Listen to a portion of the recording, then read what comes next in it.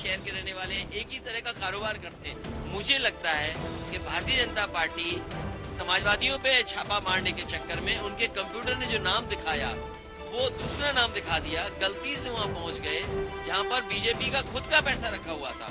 ये समाजवादी इत्र नहीं, समाजवादी बदबू है जो गरीबों की बददुआ को लेकर के प्रदेश के अंदर फैलाया जा रहा है। जो पैसा इन्होंने लूट करके रखा था आज दीवारों से कैसे निकल रहा है, इसका प्रमाण आज आप देख रहे होंगे। 2017 से पहले भ्रष्टाचार का जो इत्र उन्होंने पूरे यूपी में छिड़क रखा था वो फिर सबके सामने आ गया है।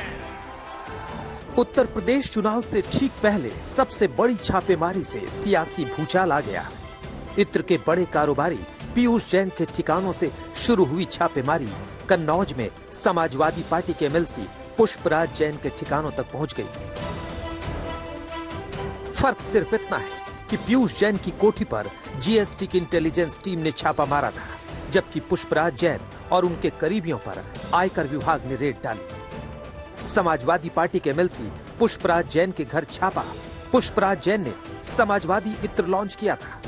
कन्नौज में ही कारोबारी मोहम्मद याकूब के यहाँ छापा। लखनऊ में मोहम्मद याकूब के भाई के घर पर छापा। कन्नौज के इत्र कारोबारी मलिक मियां के घर रेड। कानपुर में पुष्पराज जैन के करीबियों के घर छापा।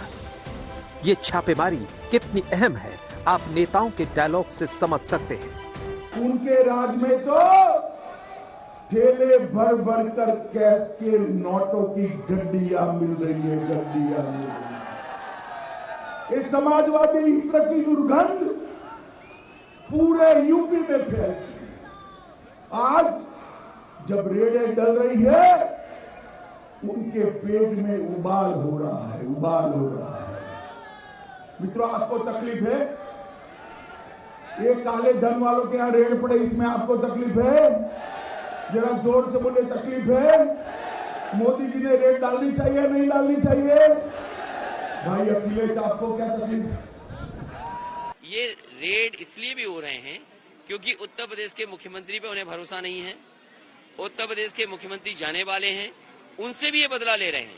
कल अगर मुख्यमंत्री कुछ और करेंगे तो हो सकता है उन पे भी छापा पड़ जाए।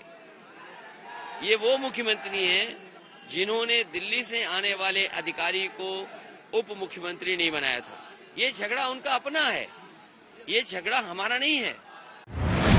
आरोप प्रत्यारोप के बीच सबसे बड़ी पहेली इत्रलोक से जुड़े पीयूष जैन की है। यानी पीयूष जैन और पुष्पराज जैन के बीच क्या कोई कनेक्शन है? 197 करोड़ कैश का मालिक कौन है? सबसे बड़ा सवाल यही है कि महज चंद सालों में पीयूष जैन काली कमाई का किंग कैसे बन गया। सोचिए, कोठी के अंदर 2 अरब नकदी मौजूद थी, लेकिन पीयूष जैन स्कूटर से चलता था। ऐसा एक्सपेक्टेशंस तो नहीं किया था हमने, ऐसा कभी एक्सपेक्टेशन नहीं किया, तो ऐसा कुछ हो सकता है यहाँ पे। आप पेशे से एडवोकेट हैं? जी। पीयूष जैन आपके पड़ोसी हैं, आपकी बातचीत रही होगी, किस तरह के नेचर था, कैसे थे पीयूष जैन? बढ़िया नेचर था, मिलनसार व्यक्ति थे, हम लोगों से बातचीत करते थे और सुख दुख में काम आते थे। कभी कोई हारी विपदा हुई तो उसमें वो हमेशा साथ खड़े रहते। घर भर भी जाते होंगे चाय पानी? समाज के नाते, पड़ोसी होने के नाते कभी कभार साल 6 महीने में आना जाना हो सकता था। हमने इनको ज्यादातर समथिंग दिन में 2 या 1 बजे के करीब देखा है, फिर कभी देखा नहीं। हम लोग स्टूडेंट हैं, स्टडी करते पढ़ते हैं, इसीलिए हम लोग ज़्यादा देखते नहीं। विंटर का मौसम है तो वो यहीं बैठते थे धूप में, अपनी कुर्सी डाल के यहीं पे बैठते, तब देखा है कि। आप लोग अभी बहुत यंग हैं, सोचा था कि इस गली में इतना पैसा निकल आएगा? नहीं सर, हमने कुछ नहीं सोचा। जैसा बता रहे हैं, चौंकाने वाली बात भी है और चाहे मोहल्ला भी चौंका हुआ है। दरअसल पीयूष जैन का हाव भाव और हुलिया देखकर कोई भी चकमा खा जाए, लेकिन सच्चाई यही है कि पीयूष जैन के तहखानों ने जब नोट उगलने शुरू किए तो कैश देखकर सभी की आंखें फटी की फटी रह गई। आज पीयूष जैन की पूरी कुंडली आपको दिखाएंगे। कुंडली के हर ग्रह में कितने राज छिपे हुए हैं आपको बताएंगे। यानी 197 करोड़ कैश की कहानी क्या है? 23 किलो सोना कहां से आया? चंदन के तेल का खेल क्या है? कोठी में बने तहखाने का रहस्य क्या है? पुष्पराज जैन का नाम कहां से आया? पीयूष जैन की कहानी कोई साधारण आर्थिक अपराध की नहीं है। इस अपराध और इस अपराध की गुत्थी को सुलझाने में सबसे बड़ा रोड़ा उसकी लाइफस्टाइल है।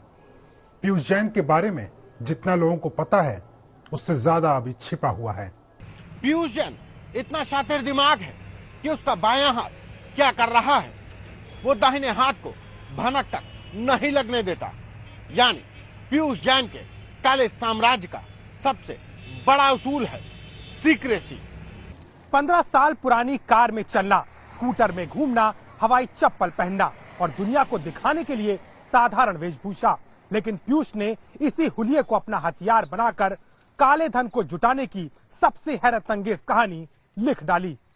आपने बड़े बड़े गुरु घंटाल के किस्से कहानियां सुने होंगे, एजेंसियों को चकमा देने के तौर तरीकों के बारे में आपने सुना होगा, लेकिन गुरु घंटाल पीयूष जैन का जीवन, उसकी चालाकी और उसका शातिर दिमाग दूसरे अपराधियों से बिल्कुल अलग है।